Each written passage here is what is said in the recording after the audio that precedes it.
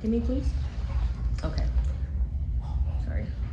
Okay, can you say, look at the camera? You see the light? Can you look there? Can you say your name? Kaden. Good. Can you continue to look? Kaden. Your name's Kaden, and how old are you, Kaden?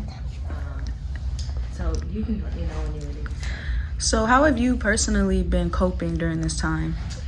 Personally, it's been hard because I just try to think about Kaden, honestly, because I feel like he can't think for himself right now. Being that he's 5, wait, baby, stay still.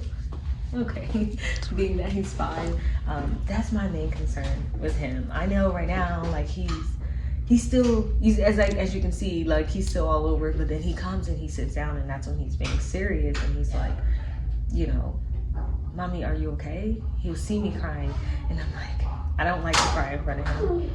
And I'm like, yeah, I'm okay. I'm just thinking. He's like, what are you thinking about?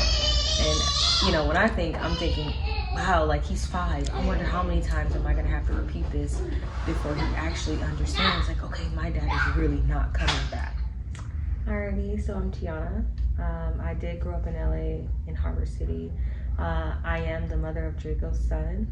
Caden Caldwell is his name that we decided to make up. I'm 26 years old, and you know, I pretty much grew up all my life in Harbor City. I went to Norvon High School.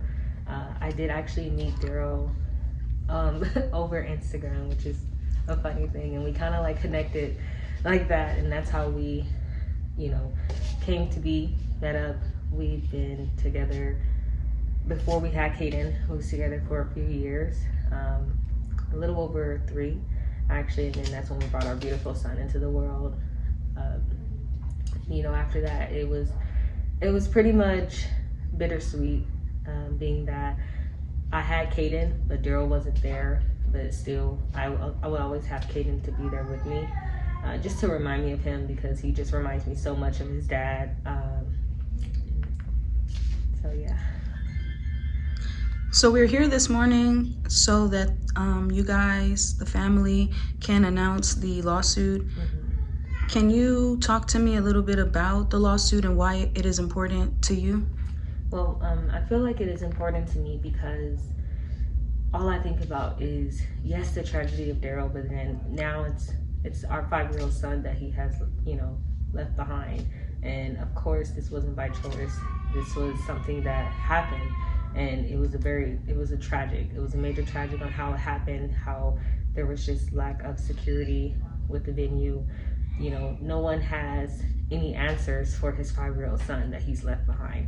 I'm sitting here, you know, constantly trying to talk to my son and let him know, you know, that everything's gonna be okay, even though, you know, you won't see your dad again. And the last things that we have to hold on to is the memories that he has with him, his music, which is one of Caden's favorite thing to listen to all the time. Every time it's, I want to listen to my dad on YouTube. I want to watch my dad on stage. I want to see my dad perform. You know, I still have to go through the fact that daily he asks sometimes, you know, when is he going back to his dad's house? Or, you know, is his dad still gone? Or is he coming back? And he's not really grasping that his dad is actually gone and he's never gonna be able to see him again. And that's like a big challenge for me. And I feel like, you know, this is a real big deal for me today, especially for Caden, because we're gonna step up and we're gonna let them know that, you know, no one's able to bring him back. No one's able to give him an answer on why his dad is gone and he can't come back to him. Yeah, so being that me and Daryl was together for so long, I did meet him when I was literally getting out of high school. He was older than me. You know, he's 28, I'm 26, so he's older than me by 2 years. I know that what the public see, they might think that it's just, oh, this guy who just does this and talk all this, but he actually really has a sweet heart when it comes to his family, when it comes to his loved ones, when it comes to taking care of what he needs to take care of. He was big on that, especially with family, especially, you know, making sure that everyone that is around him or supported him, they get that in return. During the time that we were together, that's how it was, you know, and that's how Caden came to be, because the love between us was strong. he always took care of me, especially, being that I was younger than him. So he always, he was older than me, so he knew what was going to happen. And I do appreciate that. I definitely, and that's why it will always be love in my heart for him, because of the fact that at the end of the day, me and him, we brought Caden into this world together, and there was love there. Okay. If there's one quality or trait or anything that you would want the world to know about Drakeo, other than what you just mentioned, of course, like him, always extending his love and loyalty to his family, what are like some traits you would want the world to know about him? Like, was he funny? Yeah. Was he, well, of course we saw he was funny, but Yeah, so definitely he was literally a goofball, like, and I laugh all the time because it's Caden. Literally, Caden is him. With his face down, all the way down to his facial expressions. His facial expressions, the way he acts, the way he dances, he was just, when you get to know him and he opened up, he was a real good person. Definitely. Every time he used to come around my family, it was nothing but, all he does is smile. Smile, smile, smile. And literally, that's what Caden takes. Like, every time you see him, it's nothing but a smile on his face. Definitely had those pearly whites. So he was definitely a goofball. He definitely was, when he opened up to you, you seen the real Daryl, honestly.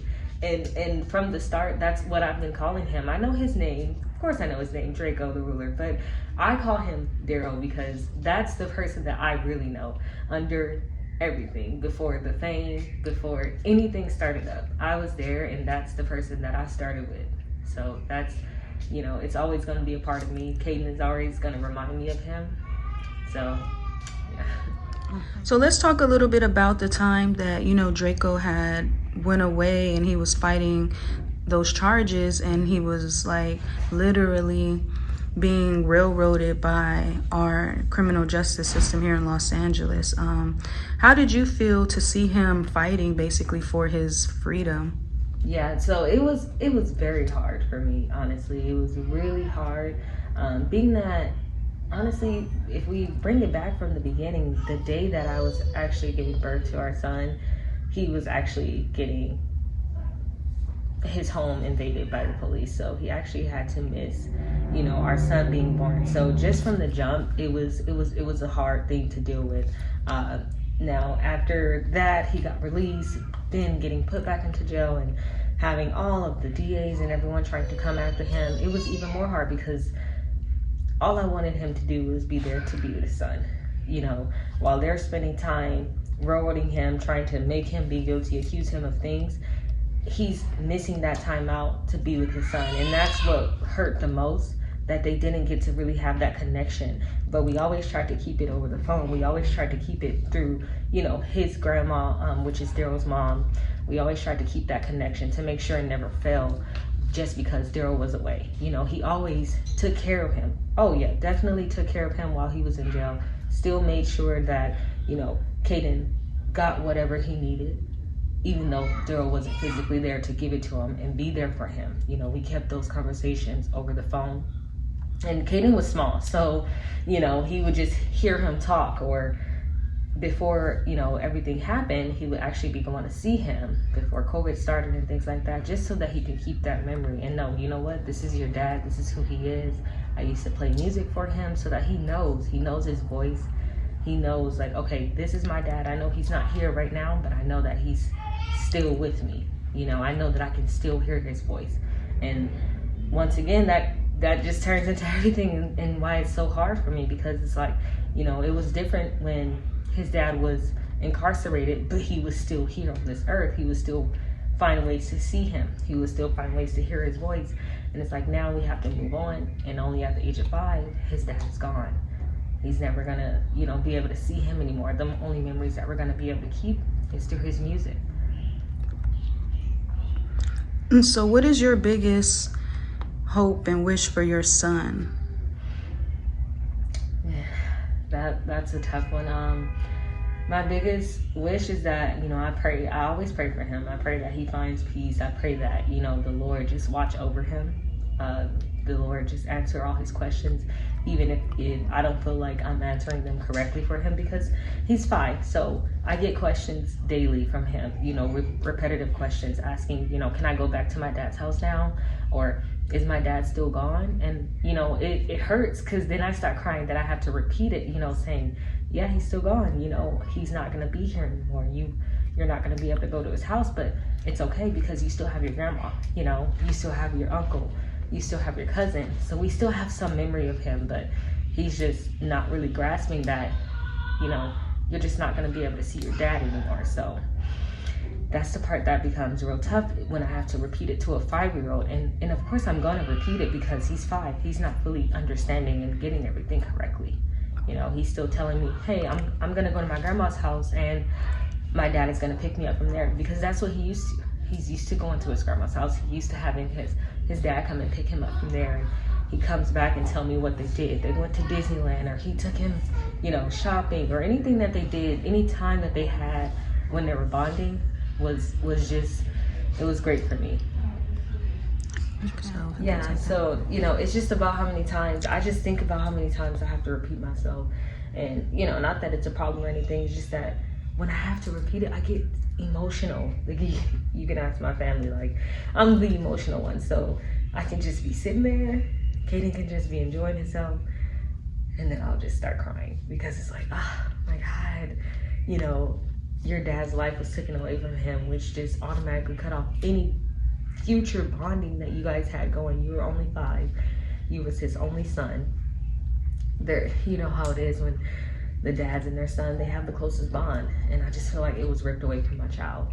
It's not fair in so many ways, on how he just has to go on with life. He has to go through school. He has to go through, you know, whenever he gets to middle school, high school, whenever he starts his first basketball game, whenever he starts his first football game, things like that, his dad is not going to be there to support him. He's not going to be there to say, hey, my dad is here to support me.